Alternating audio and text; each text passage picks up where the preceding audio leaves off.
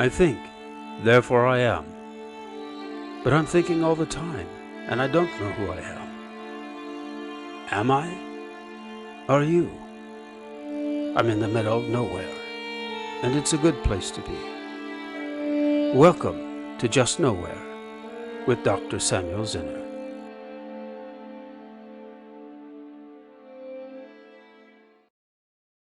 I'm going to start with my standard question, which is, would you please introduce yourself and your work leading up to your book on 2001: Space Odyssey?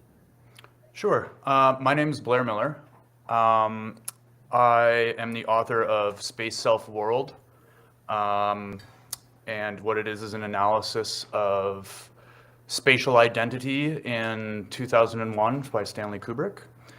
And my background, I'm currently finishing my PhD, but I've also been a contract faculty for almost 20 years now. I'm from Canada and still live in Toronto.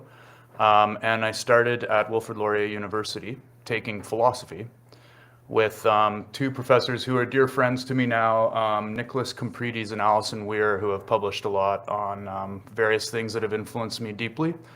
And then I went to York University to do a master's in film, and there I became very close friends with Robin Wood, the film critic, and until his passing about 14 years ago now almost.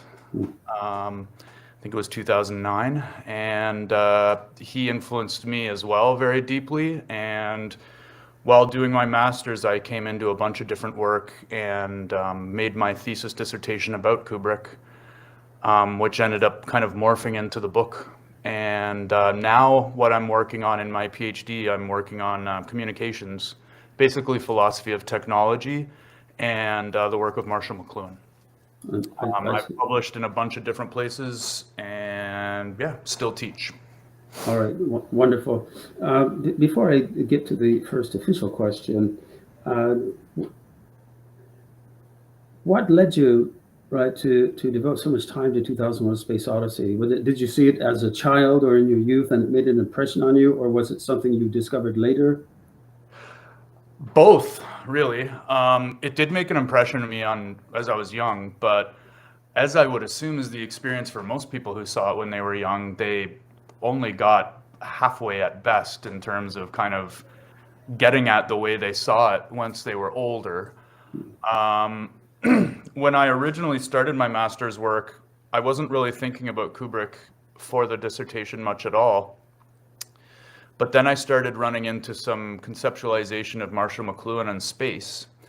And I started to get really interested in the ideas of space and with Marshall McLuhan. And a lot of the teachings that I got from Nicholas Comprides, my previous professor, it all kind of serendipitously dovetailed into these realizations I had that was going on with Kubrick's body of work as a whole. Not just 2001. I'll probably bring it up again later, but someday maybe I'll make this into a larger book that would encompass his whole body of work. But 2001, as you know, if you're doing a history of humanity in Kubrick's work, 2001 kind of bookends everything, the narrative, right? So I ended up just focusing on that, and a whole bunch of different realizations and interpretations kind of serendipitously rose out of that one granular point about McLuhan and space.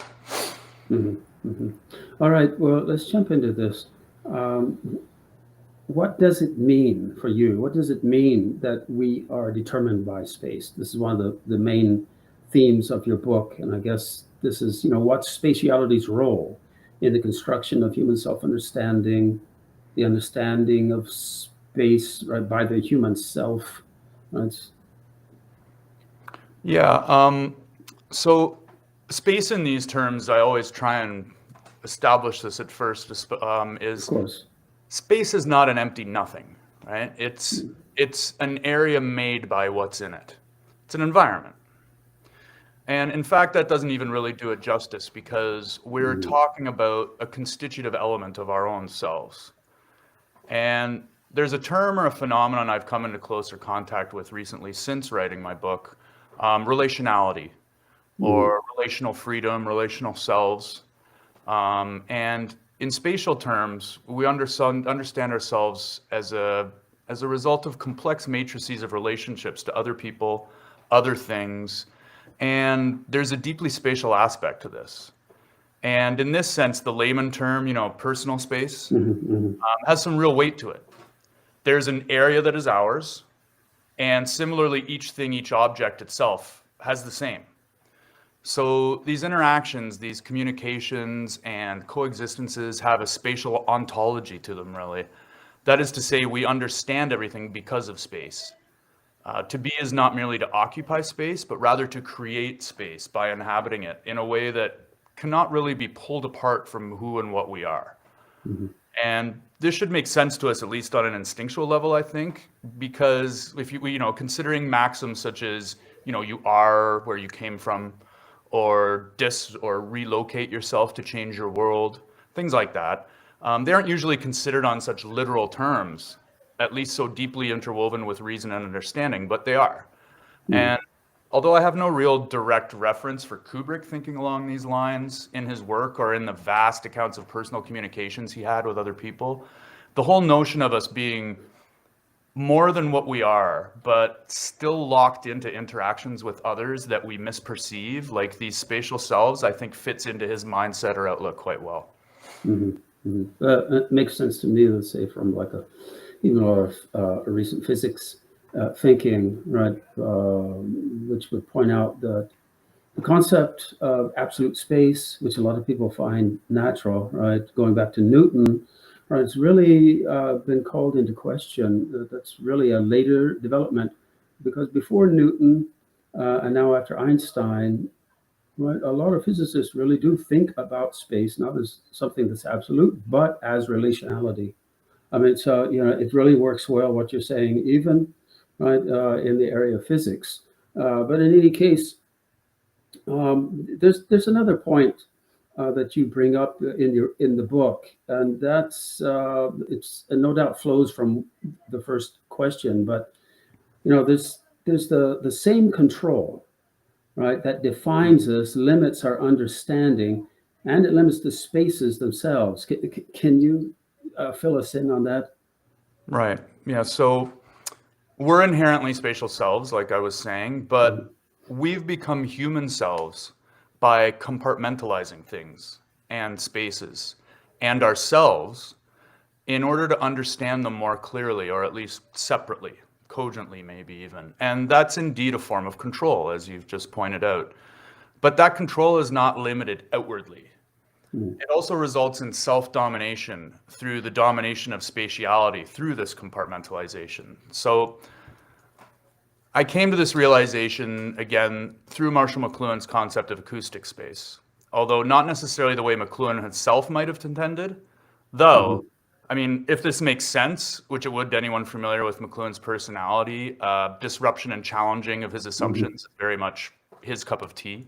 So for McLuhan, in an early edition of Explorations and Communications, which was a very early journal, he co-edited and wrote in extensively back in the early days at University of Toronto.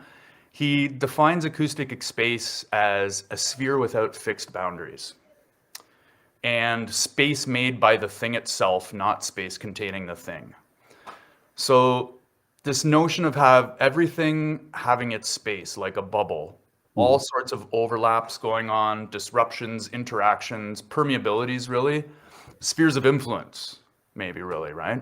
But as we become human, via the realization of technology and its uses, the man-ape, as they're commonly referred to in 2001, and I'll stick with the unfortunately gendered term for simplicity, but when they learn to use tools, specifically weapons, right, in order to survive famines as well as opposing tribes, as we became the way we are, that move to instrumentalize the space, to use it as a means for an end that effectively flattens and cordons off the sphere of acoustic space. Right? So it's a metaphorical perspective, right? But we have the boundless sphere, and then we flatten it and seal it off, with instrumentalization and classification, right? You know, like we understand all the time in a lot of academia that things are never as neat and tidy as they seem. There's overlaps and bleeding and everything all over the place, right? So where there was once overlap, likely something unintelligible to us so far, that overlap, we instead have categories, classifications, demarcations, and to maintain that metaphor here, the self is trapped in that circularity. And we see circularity everywhere in our modern contemporary lives, right? Literally and metaphorically. Even just the way the days repeat, et cetera, right? And Kubrick's apt to fill 2001, the film, not just with circular shapes and celestial bodies, but with rotations, orbits. The astronauts Haywood and Floyd jogging in circles in the spaceship Discovery. All of those spaces, too, starkly confining, right? So, in other words, the spatiality that emerged with the emergence of humanity, both constitutive of each other, which is kind of like a dialectic, both defines and constrains us. We cannot work outside of this relationship of spatial domination and self-domination any easier than the astronauts could exit their ship without other limiting spaces protecting them. Yeah, So it's kind of like a blowback effect almost. Also makes me think of sort of, you know, the epistemological barrier or cage we operate within, you know, by force. There's no way to get out of it. All data comes into us, right, through our consciousness and goes out through our consciousness. And all right, yeah, it's challenging, and especially from a linguistic background.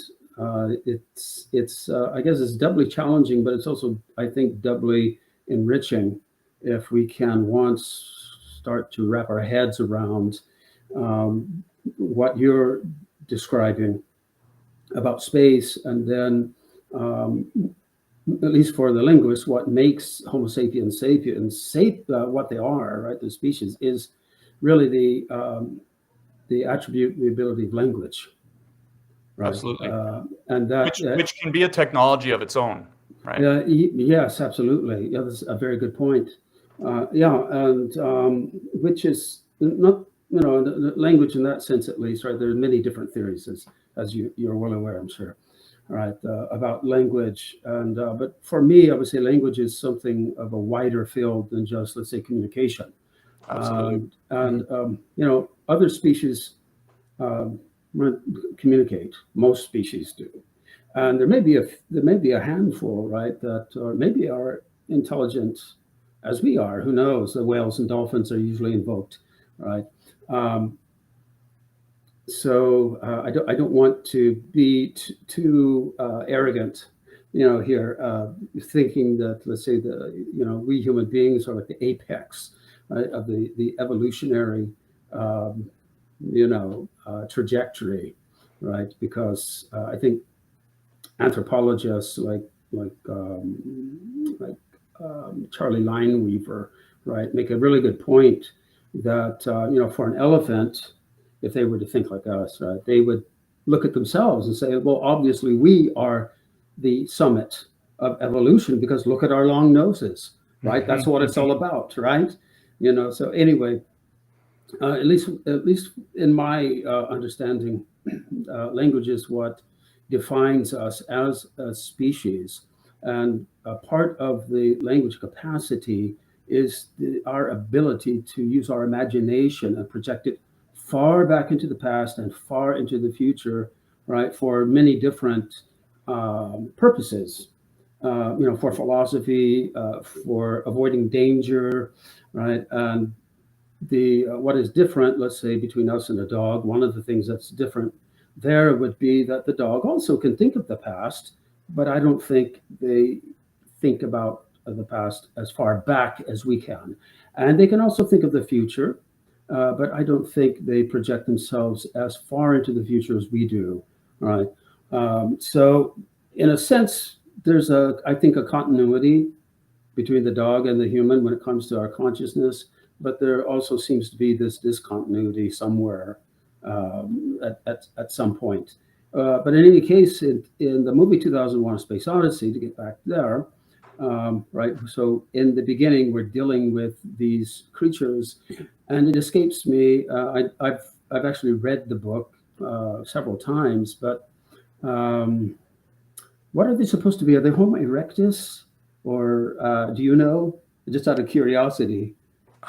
Well, Uh, the original script just refers to them as primates and manapes. all right, all right. And the odd, peculiar thing about the process is that the script was written first. Mhm. Kubrick and Arthur C. Clarke co-wrote the script, and then Arthur C. Clarke, in turn, adapted the novel from that. Mhm. And he adapted it from the whole thing came from a short story he'd written first, The Sentinel, Right, right. which had nothing to do with the man-apes. Mhm. So I think if they were Homo erectus, I think they would be Homo erectus after the time in which they start using the weapon, but I'm not sure if that's clear. I don't think it was clarified in the book. All right, all right. I could be wrong about that. Not too important, but just something out of curiosity. That's all. Maybe I should ask Robert. I know one of the co-producers of 2001: A Space Odyssey. He's very elderly now, but maybe I should ask him. Maybe also some insight, Robert. But Robert, yeah. Anyway, um, I've had more than one friend and colleague, who's mentioned, when we've been talking about 2001: A Space Odyssey, that of course this word Odyssey immediately brings up Homer and the Odysseus, and you point out that there's relevance, right, for Kubrick's 2001 in Theodore Arnold's essay Odysseus of Myth and Enlightenment. Can you tell us what that essay is and how it's relevant, how you apply it to the movie? yeah, absolutely. So that's an essay in a collection by him and Max Horkheimer called The Dialectic of Enlightenment. Mm. And that essay, the Odysseus or Myth and Enlightenment, Adorno's overall aim there is to position Homer's epic poem as a text that, in his words, bears witness to the dialectic of the Enlightenment. Mhm. And he also pulls from a Nietzsche quote from one of the volumes of Nachlass. Apollonian Homer merely continues the general human artistic process to which we owe individuation. Okay, so in other words, Odysseus's adventures in that tale give a tale of our own becoming Mhm. as human selves. And Odysseus' adventures in that tale amount to temptations that divert the self from its logical course. Right? He's always on the Odyssey, for lack of a better word, Sure. and he's constantly getting involved in estrangement from nature with this oppositional relationship and temptations to draw him from his path, but also, in dire ways that, posit the natural world as almost another. And to get back on course repeatedly, Odysseus has to lose himself to find himself, almost like a Dionysian sort of principle, right? Mhm. And in this regard, Adorno critiques society with Homer's piece of art by showing that Odysseus's poem shows how the modern subject came to be. And Adorno argues that the process of individuation is characterized by the double move on the part of the self that I mentioned earlier, to dominate nature, but also have nature dominate it, like I said, with spaces. And the sirens, the encounter with the sirens, Mm. the poem is the most cogent example for Adorno, and it makes up the main example in this essay. And over again, Odysseus, like I said, must outsmart or outwit nature and the world around him. But he does so by giving himself up to it. So in the example of the sirens, right, he ties himself to the mast, Mhm. ears plugged with wax. But as a strategic move, it's one of domination, right? He's giving himself up, but it's to outwit and to best the otherized world, the natural world, the sirens, emblematic of it. So there's this paradox of domination, self-domination. And for Adorno, this is the modern self. And this is how we became human in 2001, the film, right? The man-apes dominate the others in order to survive and evolve. Mhm. Those are the terms through which humanity emerges. And throughout our history in the film and in reality, there are resulting blowbacks, like I was saying, like self-dominations and or being dominated in turn by the same environment we dominate. And again, for the whole rest of the film, after the initial Dawn of Man first act sequence, what few characters there are defined by circularity, right? Circular imagery and shapes, as well as the space that is totally powerful over us. It would kill us, right, to enter outer space on our own. So you can't get much more powerful than that. Yeah. And the relationship to artificial intelligence in the form of Hal is central here, because Hal becomes the master of the space that dominates Poole and Bowman, right? Killing Poole and nearly killing Bowman. Again, the spaces we dominate us, right? Which is, I think, a central phobia around AI in general, right? Is that it will one day take over us. But what is especially telling for me and in my book is how Bowman survives. Right, and also note the name Bowman is like very much on the nose, right, for the Odyssey. But he gets all to Odyssean in the ways I'm explaining when Bowman has to outwit not only the natural world and outer space, but also a construct of our own, Hal, with his ingenuity, just like Odysseus, right? He blasts himself, if you recall the scene, he blasts himself into the airlock with flammable canisters after Hal's tried to leave him outside for dead, like he already did with Poole. And this is really why the film's called an Odyssey. The human self goes through similar trials, and Bowman's move to release himself into space without a helmet, kind of giving himself up to the natural world. But it's only in order to then control and actually kill, we'll use the human word, kill Hal, the outer space that has dominated him. So it's almost like a kaleidoscope of dominations, because it's a kaleidoscope of spaces as well there. And overall, as I kind of touched on already, overall in Kubrick's body of work, and if I ever someday get to do this, if the films are literally every one unfolding around a male protagonist. It's always male for Kubrick, unfortunately, unless you want to argue that Alice in Eyes Wide Shut could be a protagonist, which I've heard that argument before. But nonetheless, they all revolve around a male protagonist who begins as a master of his domain or space, yet by the end is undone by it, right? Self-domination that extends to a more general domination of that which is dominated. It's like another dialectic, really, almost of domination. So, the killing of Hal,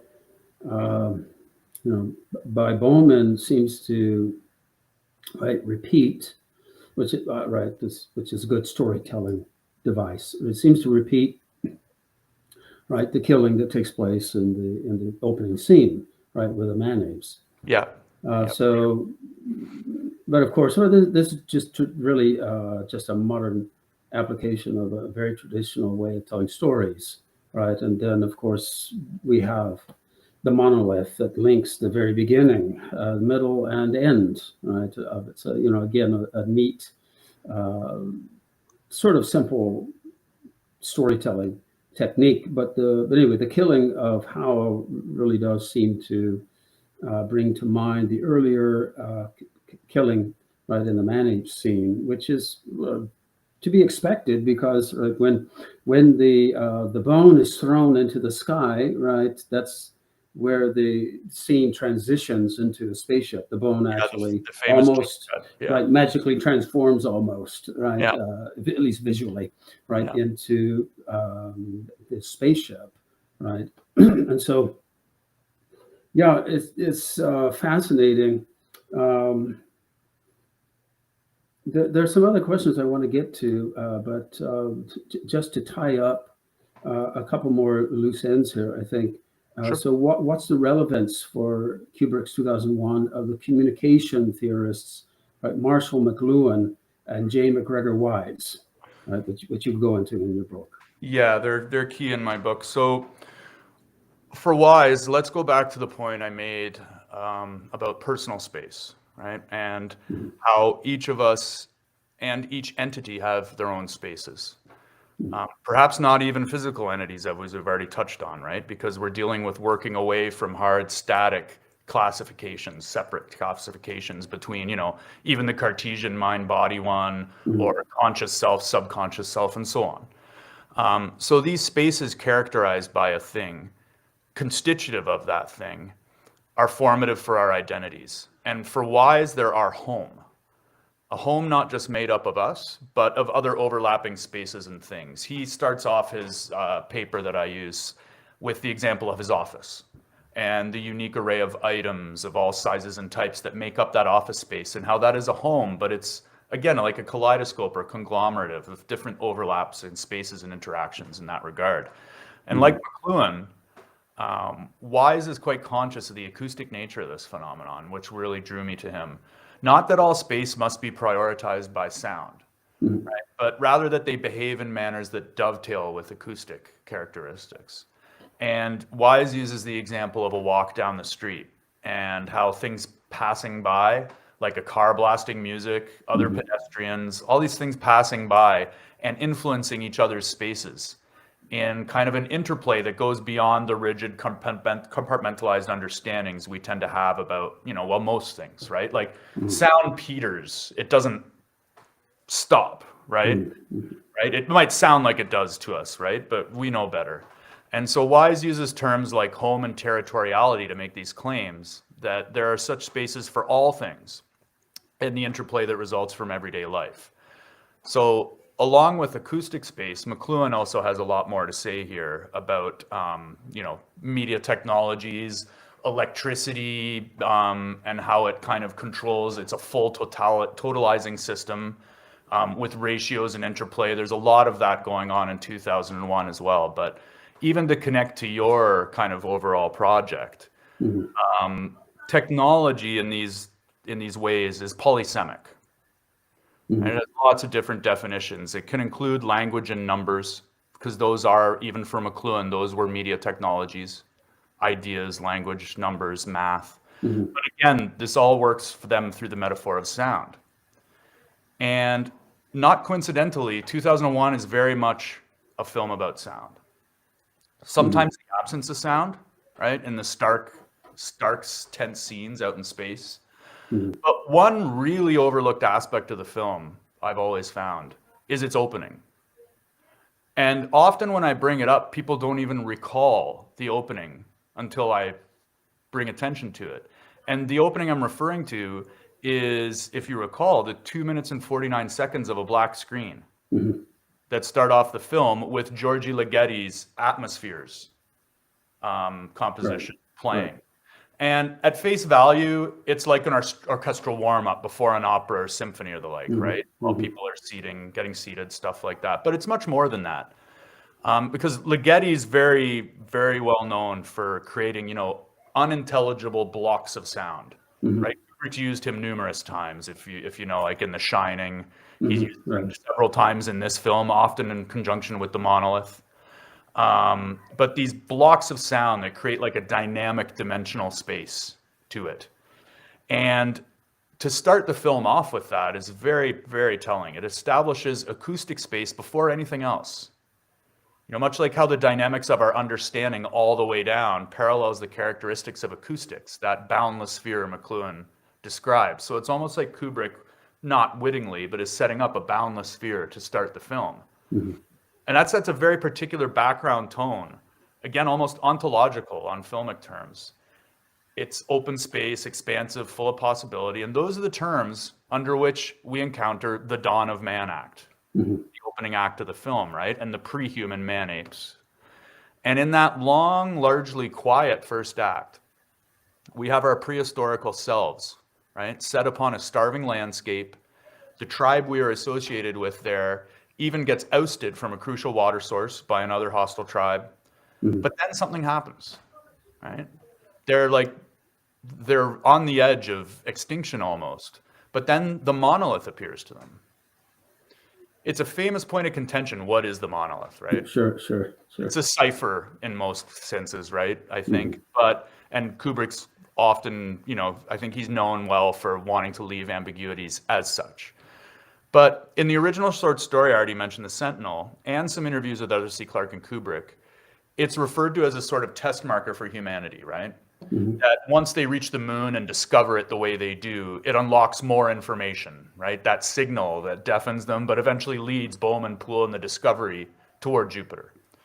All of this fits with the plot of the film when they go to the Tycho crate, meet the monolith, right? But in the Dawn of Man sequence, when the monolith appears, that theory doesn't really hold, in my opinion. What test have the man-apes passed when they encounter the monolith? They're failing, right? It's the other way around there, that they're in peril. And after the monolith, one of them learns how to use the bone as a weapon to defend themselves. Moonwatcher, who is the main primate, that's what he's called. He's called in the script. He is referred to in the masculine as well. He even pictures the monolith in the cutaway shot while looking at the bone before he kind of figures out what to do. There's a cutaway to the monolith, kind of indicating that this is helping him work this out. An interesting interpretation I have in my book that I'm not sure anybody else ever has, I'm not sure anybody would ever agree with it, is that the editing sequence around this first encounter with the monolith is set up identical to the way a traditional dream sequence is set up. There's a shot of the ape flying down, and then the sun goes down, and then it cuts to this experience with the monolith, and they touch it. The Moonwatcher touches it, but then at the end of that sequence, they once again awake, and the sun comes up. So if you remember, one compartmentalization of space is between the conscious and the subconscious self. So in this context, the monolith could be like something like Ariel in The Tempest, Shakespeare, or other well-known physical stand-ins for the subconscious. Since these are the first moments of compartmentalization via instrumentalization for humanity in 2001. So it's like the man-apes encountered the monolith in a dream, kind of permeating that boundary, spatial boundary between, because they don't have them yet, right? And learned instrumentality from themselves, which is actually likely true. Yes. Right? But the consequences are literally human forming. Right? Kubrick's argument, I think, is clear that we're humans because of our technologies, especially in this example, the weapon. Right? The bone's used to attack the rival tribe with the waterhole back, ending with the famous jump cut you've already referred to when he throws it up. And it changes to a space satellite, which actually in the script, original script, is some sort of a futuristic weapon in the script. So it's kind of saying this is how we were born and this is how we still are, right? Caught in the circularity of instrumentalization, of domination, and then with Adorno self-domination. So to pull back, and I guess if you'll allow me, circle back. Sure. Question, right? McLuhan and Wise imbue our sense of space with acoustic properties, and Wise goes further to say that this spatiality is constitutive of our identity. And the film is, from start to finish, a testament to these concepts, in my opinion, and their extrapolations as the spine of our history about how we're doomed to repeat the same patterns of domination and self-domination because they make up who we are. It's almost a sort of Faustian deal with existence, really. Yeah. In fact, I mention in the book, and I may, like I've said already, I may someday realize this in a much larger book, but if you reorder his films chronologically to human history, all the rest takes place during the jump cut, right? Right. And you can draw out some very interesting interpretations of many sorts of the human phenomenon from each film by applying my theories like this to it, right? You've got Eyes Wide Shut, for instance, with boundaries between reality and dreams, right? Again, the subconscious and conscious minds. Yes. But also gender stereotypes get transgressed, I think. And there's a lot going on there as well, like marital trust, all these other compartmentalizations that we can't handle when they start to poke outside of their boxes, right? Dr. Strangelove, the nuclear age, and the Cold War that we built ourselves. It's an apparatus of self-imprisonment, like literally they're stuck in that bunker. Clockwork Orange, government systems of compartmentalizing specific impulses in order for self-control, and that clearly goes haywire as well. All these things, though, can be traced back to the acoustic nature of space and how it matches and interacts with human identity at its core, at its birth, through McLuhan's boundless sphere of acoustic space, and then Wise's addition that it makes up our identity as territorial. And frankly, I used the word serendipity a lot earlier near the start of the interview, but I found once I made these interpretive decisions, once I applied them to the film, it's difficult not to see the sense it makes of the whole film. Whether you agree with it or not, there's a striking consistency there. Even the Jupiter room at the end, right? Bowman, after the Stargate sequence, which to me is showing that he's starting to overcome compartmentalization, but that would be unintelligible to us, right? Right, That's right. why we get the Stargate sequence, the acid trippy, what people like to say, because it's unintelligible, this kind of existence to us. But then he gets to the end, and what I see it as, there's a lot of reverse shot sequencing going on there, where he's encountering himself as other over and over and over again in that room until the two collapse into each other in the monolith, resulting in whatever unintelligible thing it is that we see returning to Earth as sort of a celestial form of rebirth, a lot of people think, which I understand that because it maintains the circularity. But I think there's also an argument there to have what Kubrick's done is show us humanity, and that whatever comes out the other side is not. Right? It may be us, but not human in these same ways anymore, because we've now kind of overcome that compartmentalization. But again, it's unintelligible, so it's difficult to talk about. Sure, sure. Yeah. Well, our consciousness and our language, right, are all bound within the limits of spatial temporality. And anything that goes outside of that, of course, our consciousness and language begins to break down. And right, we can have some type of experience, but not be able to say much about it. Right. Yeah. Well, I mean, it's crude, right? It's a crude example, but if I have a piece of paper and it's blank, but then I write a simple equation on it, that space has changed. Yes. Right? We don't think it's changed much, but it has.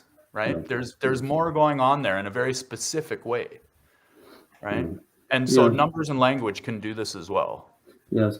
I don't know if I got this terminology from someone else, and I've forgotten, or if I came up with it on my own, but I always expressed the function of the monolith as, right, every time there is an encounter with it, right, there is a leap in evolution, right? And to me, that seems, well, especially it works well in the Dawn of Man scene, and in the final scene, right? Because there's another leap in evolution right to another species, right? There's no longer Homo sapiens sapiens, right?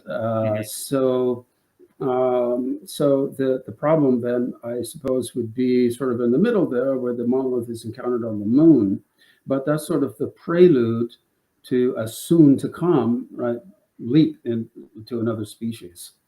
Right? Yeah. I mean, it's not evolutionary steps per se, but it's guiding in that manner. Right, evolutionary in the sense of transition, I suppose, to a new species, but. Or we could assume that they had not yet had the technology to reach Jupiter. I'm not saying that the second discovery of the monolith gave that to them, but they did need to, I don't know about evolve, but advance technologically still in order to get there, I would think, right? That's because right, yeah. I think if they were able, if they had the capacity to go to Jupiter prior, they probably would have done it, right?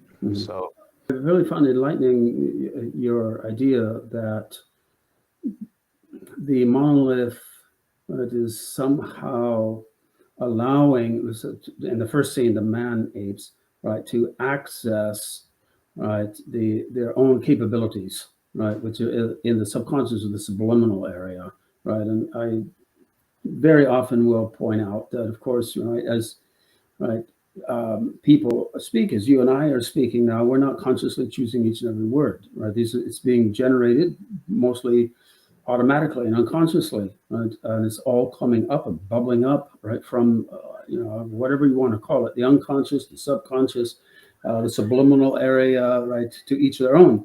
But the fact is that there are powers there which are, for our limited egos, really mind-boggling. And we realize that as soon as we think about autistic savants, right? For instance, those who can, they have not memorized, but they can just recite at will, let's say, over the first 24,000 digits of pi. I know there's a famous video. It takes about 2.5 hours. to listen to it, It's remarkable. right? Yes. But Alan Schneider theorizes that what's going on there is that with the same, as let's say, the blind autistic savants who can hear, let's say, Rachmaninoff's Third Piano Concerto for the first time and then play it flawlessly, right? And that is, Schneider would say, well, it would seem that the autistic savant has direct access to the data, right, in the unconscious, whereas most the rest of us have only indirect access to it. Fascinating. Yeah, and altered states of consciousness, right? That's one way that some people, with our normal limitations, right, try to bypass that and get direct access to varying degrees. Even with, say, psilocybin being used as Yes. treatments, mental treatments now and stuff in the same lines. Yeah. Right. So there's great therapeutic potential, right, in that area. Yeah. Because if we think about it as we're speaking, it's of course we're conscious, right? But as I say, all these words and the string of words, right, and the stream of it all is being generated automatically. It's like I personally don't drive, but with Autopilot. people who drive, you go on autopilot, and sometimes you have missing time because you're just not there. And it's similar to how Wittgenstein kind of characterizes language processes, actually, too, right? Is that it just works. That it just works. It's there. It comes out, and sometimes it's that simple. Yeah, or Heidegger. Yep, definitely. Heidegger, a problematic human being to be sure, but his interesting point, which is congruent with what I'm saying, and that is that we do not have speech. Speech has us. Or we don't speak. Speech is speaking through us. Language is speaking through us. Yeah, it reveals the world to us, Heidegger would say. Yeah, for sure. Yeah, and I think he's right on that, and I would think that ties into what Jean-Baptiste argued, and that is which our own Italian philosopher here, Agamben, points out or argues. I think it's maybe slightly exaggerated, but I think it's has an important truth in it that's often overlooked, and that is that the ego is a linguistic device. Is formed when the infant, right, is acquiring language skills, and of course it's the development of the ego, of course, is also being developed in relation to the other, right? So that another exaggeration I like, in order to get an underappreciated point across, is that the self is the other, right? In other words, there would be no self that develops if there were not others around, right? So you're already working through some compartmentalizations right there, right? Right. And so the whole ego is a linguistic construct, which I think may explain a point that I don't think is really addressed in the literature sufficiently, and that is what we know as we age, our memory skills decrease, but our sense of self-identity usually is not impaired, not unless one develops dementia, right? And when that happens, of course, we usually start to have a breakdown of linguistic skills, right? And in fact, we would all usually hold the opposite, that we gain wisdom and accrue wisdom and our sense of self as we go through life, right? So to even make your point stronger, I think. Yeah, well, I mean, it's a mystery, really, for me, right? That is, as I said, right? We know why our memory, isn't what it used to be, right? As we age, and it all has to do with our neural networks and things not meeting together like they used to. But our sense of self-identity doesn't experience any decline as our memory is declining. And so it's a very, very interesting. So it's as if our sense of self-identity is not being generated in the same way that our memory capability is. Interesting. Right. And so I usually ask this of people I interview just to see what they might think, since it's really not being addressed head on. And most people will inform me, as I already know, right, that the common thinking today is that the self is a narratival construct, right? But I don't think that answers or explains. Let me say, I don't think that explains, right, how as our neural networks, right, slow down and things like memory, begins to decay, that our sense of self-identity can be so strong. Like when I close my eyes, I'm the Samuel that I was as far back as I can remember in this life. So it's interesting that when dementia sets in some individuals and their linguistic skills decline, that's when their sense of self-identity also begins to dissolve, just like memory capabilities.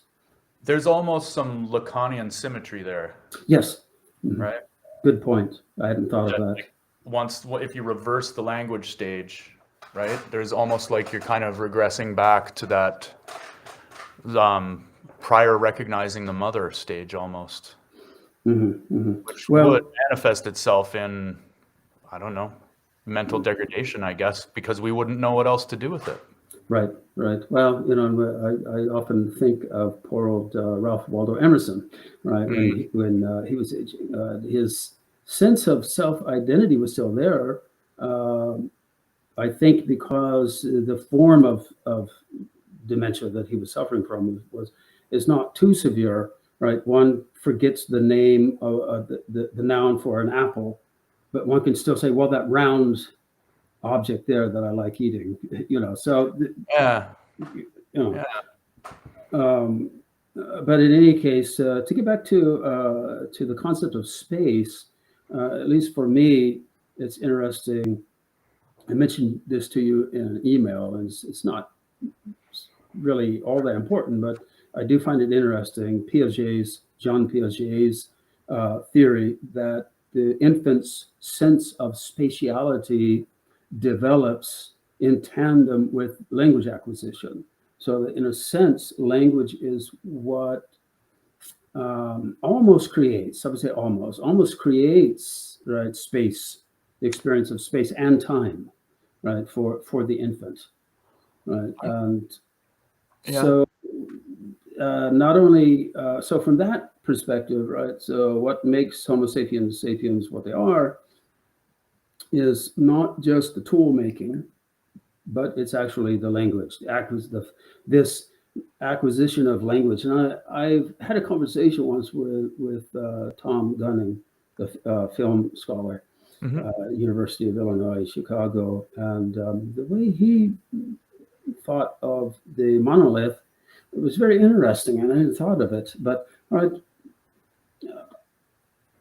although there are many different theories about how humans first acquired language, it's still a great mystery. It's still a great mystery. And so Thomas sees the monolith as this sort of almost magical device that has to be introduced to explain something that we cannot explain naturally yet. We haven't acquired enough understanding of our own psyches and the evolutionary process, right, that led to this ability. It's just an astounding ability that we have, which, right, there are two different ways of thinking about it. One was that, well, one day, this animal could not speak, and the next day he could, right? And it was this revolutionary development, right, in evolution. But the other way of looking at it is, as many people have pointed out, you can think of a bucket being filled with water, one drop at a time, and finally there comes that drop that makes all the difference, right? And but we still we don't know, we really don't understand this ability and how our species acquired it. And so, it is sort of fitting, right, from a storytelling perspective, that, some help comes along. Although I like what you said, I think it's very enlightening that it is as if the monolith is this device that allows Moonwatcher to access something that's latent in his own potentiality, in his own subliminal area, or unconscious, or whatever what we want to call it. That's interesting. What Tom Gunning was saying, whose work I'm very familiar with, by the way, what he's saying there kind of dovetails with my kind of view of the monolith as standing in for unintelligible things, because it kind of subverts the spatiality we're accustomed to. There's definitely that at work there for sure. But when you were talking about that Piaget stuff, which I'm not familiar with myself directly, but it did make me think along the lines of evolutionary terms too, right? For example, the eye, Yes, right? yes, And very important. and how we still are flummoxed by the advent of the eye, right? And that, like, there's that concept of evolutionary leaps, much like the drops in the bucket you're talking about, right? There's nothing, nothing. Oh, wow, now there's this, right? So maybe the monolith is a touchstone for that sort of moment, if we can consider it a moment, because again, we don't really know, right? Sure. Right. And suffice it to say, right, that we haven't really evolved much since we started learning about evolution. So we can't really witness it firsthand. Our technology's evolved for us now. Yeah, right? well, yeah, I know some people accuse Chomsky of being mystical for some reason, when and the term that's been invented for that is Mysterianism, right? It's in a pejorative sense, and that is his idea, which I think is totally natural observation, and that is, if you look at a rat, we put a rat in a maze, in a labyrinth. Well, because the rat is a rat, because that's the species it is, it has a certain limit, in its cognitive abilities. It's going to be able to figure out, maybe 2 or 3 right turns or something like this, and it won't be able to figure out much beyond that. Why? Because it's an embodied creature. It's a biological entity with a physical structure, including the physical structure to its brain and its cognitive apparatus. And the only way it could become more intelligent is to evolve into another species that has greater capabilities.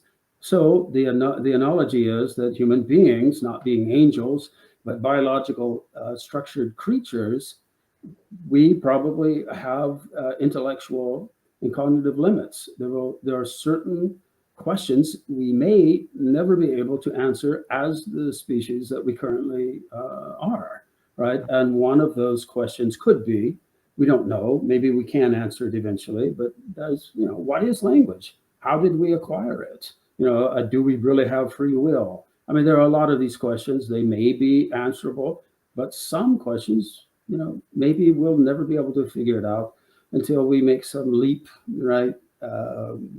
Thanks to some symbolic monolith encounter, right? And we're another species, right? But anyway, I wanted to ask you your opinion, or ask you if you've thought about it now that you've mentioned the dream implication, or the dream scene, if you will, like in the first scene, the dawn of man, and then the bed in the final scene, right? So he's in the bed because he's dying, I suppose, from old age. But I always thought of it as a dream scene myself, though I never caught the dream scene in the first scene, the dawn of man scene. Have you ever thought about that? The Jupiter scene, I mean, as I said, I haven't run into anybody else who thinks it's a dream sequence in the first instance of the monolith, and I'm not hostile to people that disagree as a result. But the Jupiter sequence I always find very interesting, It's one of the few times I feel like Kubrick has explained where he said that he was kind of like a subject, Uh-huh. like a zoo animal in that cage in the Jupiter room, Mhm. which unfortunately I think kind of does away with some of the ambiguity if people are willing to latch onto that. Mhm. I suppose it could be a dream sequence even if you follow my theories in the sense that he's no longer just subconscious or conscious, he's both. And that there's a removal or deterioration of those boundaries. Mhm. So I think that could definitely work. Chomsky's analogy for us as rats in mazes Chomsky's analogy doesn't really do much for a comforting of us as rats in mazes, I don't think. But I don't find it very mysterious at all either, to go back to the Chomsky claim. I mean, I don't know why people would criticize him for that. I find that peculiar. Dennett is one of them. Oh, Accuses Dana him. Bennett? Accuses Oh, him that's not of really promoting mysticism, when everyone should know that Chomsky is a total naturalist, atheist. Yeah, It's just absurd. I raised an eyebrow, I'm sure, the minute you kind of brought up Chomsky in line with mysticism. Yeah. Anyway, Mystery does not need to be mystical.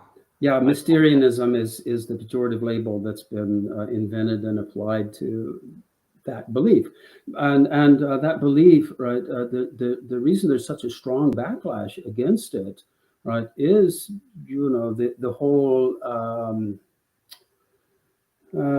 cult or enthusiasm, right, for technology, AI, the how do we say it? Uh, um, Optimism, the whole optimistic. Or even post-humanism, almost. Well, what I'm getting at is, look, I mean, it's like in the 19th century, right? We had that. The future of our species is going to be optimistic. We're evolving. Everything is getting better. There's this teleology of perfection that awaits us. There's nothing we can't do. We can figure everything out, right? And that seems to be ingrained, right, in a lot of thinkers today, and I think it's irrational. And one of the symptoms of that irrationality is this. I mean, that an atheist could be accused of being a mystic. Yeah. It's not only irrational; it's very dangerous. Yeah, and it's unfair. I mean, also, and it's incorrect, but it's unfair too. I mean, but in any case, there's some. I tend not to pay too much attention to the script. I have to confess, to the script of 2001. I generally tend not to either. It's just once I got so deep into this film, I felt the need. Well, certainly you need to do that. But for me, personally, right, as someone who just likes the movie, I've always viewed it through the prism of the novel, right, which of course, right, makes especially the ending scene a lot more lucid. But that could have its drawbacks because there's something to be said for mystery and free open interpretation. Yeah, and I think that's why Kubrick left that to him, because Kubrick's very, very clear about wanting to leave ambiguities as ambiguities, right? Right. But the parallel between dream scenes, at least the way I see it, is that what is very dreamlike to me in the first scene is the bone transforming, at least visually, into something totally different, and which is very dreamlike. And this is how dreams often operate. There's a certain image, and it morphs into a different image based on some similarity between the two. Or the jumping from moment to moment is very dreamlike as well, right? Yes, and then in the final scene, wow, that's dreamlike, right? That's so mind-boggling, and even the introduction to it, right? Mm-hmm. The sort of like the acid trip Stargate scene, right? It's like this is very dreamlike, and so starting from there to the very end of the movie, it's very dreamlike, at least for me. And it's not much of a stretch from what I'm asserting to say that what Bowman does is ventures into the subconscious, Mhm. right? If I'm saying that the monolith is a stand-in as such, in a sense, he drives it right in, Mhm. right? And so if you're in the subconscious, it makes total sense that it would be dream or dreamlike once he's there, Mhm. right? Because it would almost be not even transposing, but emerging of the two spaces, Mhm. Mhm. right? Or at least what I say, like an overlap or an interplay, to use a McLuhan word again, interplay between the two spaces. Right, right. Well, let's get personal here. What do you think, right, about that final, the final scene, the Star Child? Well, the final scene leading up to the Star Child, we know, right? There's this concept that it's sort of like this protector, right, of Earth, some overlord or whatever. But when you watch it, and then the Star Child appears there. What's it all mean for you? How does it impress you? I might take a bit simpler of an approach than most, even though it's from a complex starting point, is just that's the next step. Mhm. That is, if we can evolve there, what we become. And it's unintelligible to us. So I think that's why he provides what I consider to be a distortion of size. Mhm. Mhm. Some people think that the Star Child's enormous. I'd be more apt to believe it's just a matter of perspective in the shot. Perspective. Mhm. But I do think it's overall more of a symbolic feature than anything anyway. Mhm. So it reinstitutes the circularity for Mhm. one thing. He's Yes. born again, which is again a McLuhan-esque thing with Finnegan's Wake and James Joyce, right? Yes. Begin Yeah. again, Right. start again. Mhm. And he's also come back home, which is the Odyssean moment, right? Is that Mhm. he returns home. That's the whole purpose of the poem, right? Well, Right. not the whole purpose, but the whole ending point, the whole goal of the poem is to leave and come back home. I think the whole thrust of it. Yeah. Mhm. Right. One thing that I always get preoccupied with is that people don't seem to think of, at least when I mention it to them, is when is that shot? I was just going to bring that up, but go ahead. I don't want to interrupt. I don't know. I don't know when that shot is. If I had to hazard a guess, put on the spot, I would hazard that it is a long time later. And if we are to assume that it's literally, on spatial terms, a return to Earth, Mhm. I think it's a much later Earth. It's not that Bowman's just come back a couple weeks later or whatever. Mhm. It's Mhm. such that on evolutionary terms, the planet itself is also a different space now as well. Mhm.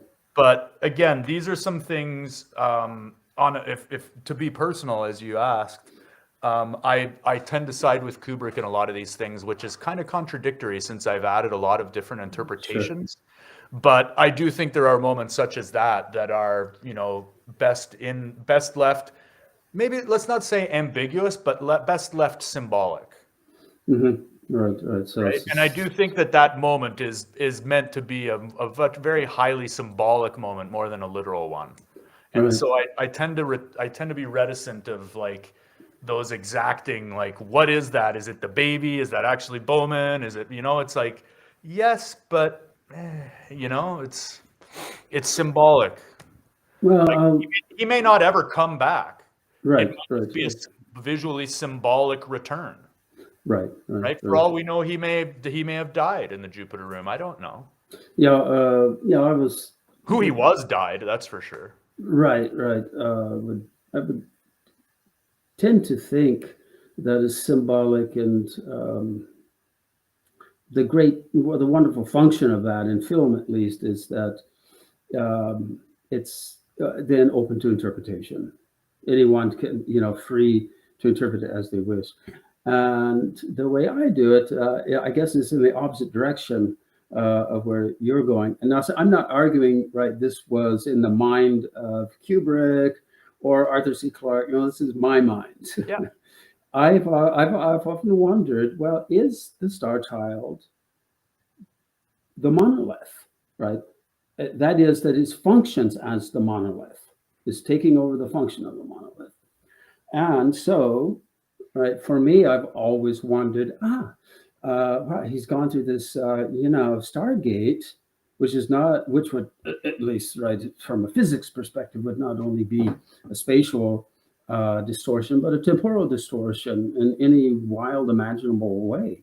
And so, could he be now there at the earth at the dawn of man, right? And he's the one who puts the monolith, Ah, I see. So right? very As circular, very very, circular. yeah, temporally circular, yes. I'm a big fan of that sort of circular narrative, so I don't shy away from your interpretation at all. Well, I mean, I'm again, it's just my fantasy, my impression, and I know, as I say, I'm not arguing, right? This is in Arthur C. Clarke's mind or Kubrick's mind. It's just, my fantasy, right? I guess. I think it's a very valid one and fairly grounded. I think there's a lot of stories that go that way, right? A lot of stories that end up inherently circular. The first one that comes to mind for me on a personal level is Stephen King's The Dark Tower, which you may not be familiar with. But Yeah, I'm familiar with it, actually. Yes. It's if anybody's watching this interview in the future, very Homeric. If anybody's listening to this interview in the future and they have not read the story yet, plug your ears for the next 30 seconds or so. But if you've read it all the way through, it's wholly circular. And the last line of the seventh book is the famous first line of the first book, written some almost 40 years prior as well, by the way. So that I definitely like that. I must say, though, when you were first teasing out your interpretation, I thought you were going to take it a different way and say that he's coming back, not in a circular way, but coming back to serve the same function as the monolith in terms of helping the rest of humanity jump forward with him. Well, I think yours is much more compelling, actually. Maybe compelling, but it's probably based on maybe a little more pessimistic view, of the species, right? You're preaching to the choir then, Samuel. Right. Hey, I was raised with Twilight Zone, right? And you probably know Rod Serling. You're talking about you're talking through Rod Serling for us now, right? Rod Serling's, I don't know really what to call it, but the technical term, of course, is misanthropy, right? Hatred of humanity. Even though I think that's really not what he was about, but right, there were troubling times, right, that he was living in, right? The civil rights movement, the Vietnam War, and all of this, but there's a parallelism there, right? You see, like the episode, The Old Man in the Cave, the Twilight Zone episode, right? It's set in a dystopian future. There's been a nuclear war. People but it's set in, right? It's like the year 1972, I believe it is. Yeah, that's where. So he was expecting everything to be over, right? Much like 2001. That's it. That's what as far as I understand it, we're a bit behind. Yeah. In a similar fashion. They were from the same time period, and everyone was expecting. I was born in the early '60s. Everyone was expecting, like the space program to be continuously supported by governments, right? And we'd have a base on the moon, just as you see in 2001: Space Odyssey. It's just now we're relying on rich autocrats to do the same thing. And we're still not there. But and so not only. But I'm just trying to help your misanthropy here. Like now we've got rich autocrats trying to pick. But anyway, it's also a traditional story device, story technique, and that is in time travel, right? The problem with most time travel scenarios are that they're so damn predictive or predictable, right? And so this seems to be a spin, that's not too predictable. I see you didn't guess it, right? So yeah. But the point of the whole thing would be that the technology that is represented by language, but in the film by weapons, right, and tools, um, right, represents an advance, but it's also very sinister. The embodiment. It's almost I know, like in Jewish esoteric thought, language and consciousness have this negative valence, right? It's sort of like that's the real fall. It's necessary, sure, and it defines us as who we are, but it's ultimately it's sort of sinister and it's like naming the golem. Yeah, yes. Yeah. But anyway, so yeah, so the Star Child is there. He plants the monolith, right? So here's this leap in evolution. Um, I mean, it's just an endless cycle. Of course, that's my fantasy. It doesn't work with Clark's ideas, because his idea was that some extraterrestrial, I believe it was, that some extraterrestrial intelligence beyond the categories of space and time, or the boundaries of space and time, planted the monolith.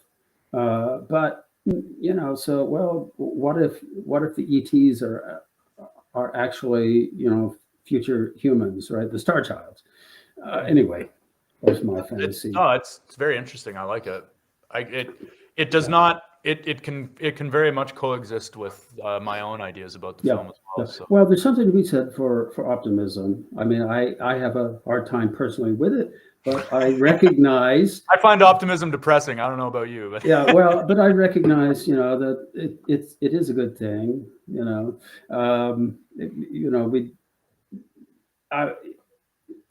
When we look at our history as a species, right, it is often pretty bleak, so anyway, I guess that's why I sort of, that's my own fantasy about the conclusion to the film. I like it. I like it a lot. Yeah. Anyway, it's not very cheery or optimistic. That now we finally transcended the violence and all of that. It can be optimistic in a way, though, Samuel, because to use the Dark Tower again, and I think it is very much a metaphor for life, is we are stuck in a loop, but every once in a while we change something, just one thing, and it moves the loop, right? So we're not stuck in a simple circle that never goes anywhere. Every once in a while, and in the Dark Tower, the change is that Cuthbert has the horn. Right. Remember that. Like, remember, they didn't have it, they lost it. This time he has it. That maybe that shifts the circle a little bit. We're still going to go through our Monday, Wednesday, Thursday, Friday, but maybe there's something there where we can get toeholds. Right. Yeah. Well, we should. I don't know. Maybe it's a very cautious sort of optimism. Sure. Well, something is better than nothing, right? Right. Or maybe not. Who knows?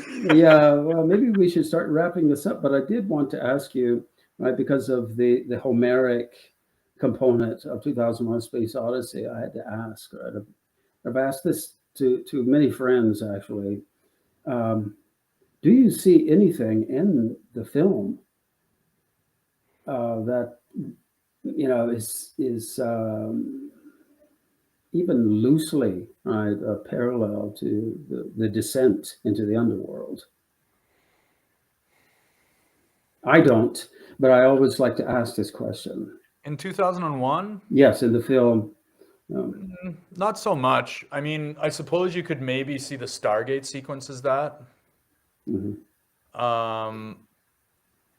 I would see the reason why I hesitate initially is just because of my closeness with his whole body of work, and I would consider a couple other of his films as better candidates for that sort of a metaphor. Eyes Wide Shut being one of them, Clockwork Orange being another.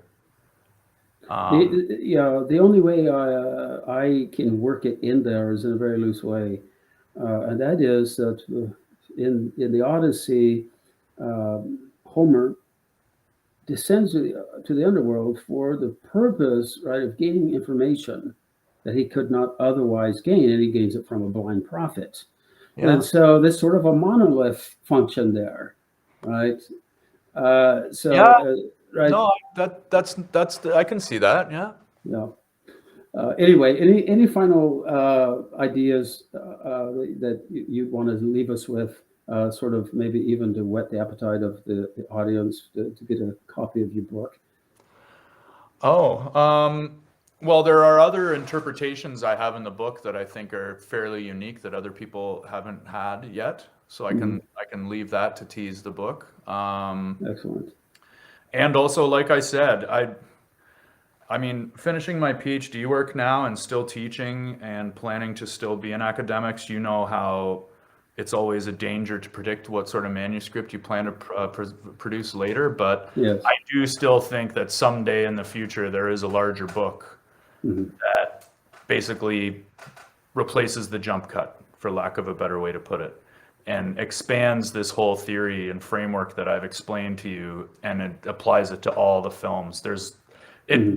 One side, that's what I started with, right? And then it just got too unwieldy to do for a master's thesis. So I just did the framework, the foundational work. But I mean, even think of the circularity of time in The Shining, right? And domesticity and all that stuff. Like it just fits so well into all of his films. So hopefully anybody that's curious in the book will want to see more and maybe push me that way. Who knows? Excellent. I was going to wrap it up, but I do have to add one more point to buttress something you had pointed out before. And that is, right, the Ligeti music that actually begins the film. Right. This is also, at least for me, the way I've always experienced was this is another manifestation of that traditional storytelling technique where you have these links, repetitive links, and there it's an anticipation, of course, right? And so it's actually part of the story as well. At least that's the way I've always experienced it.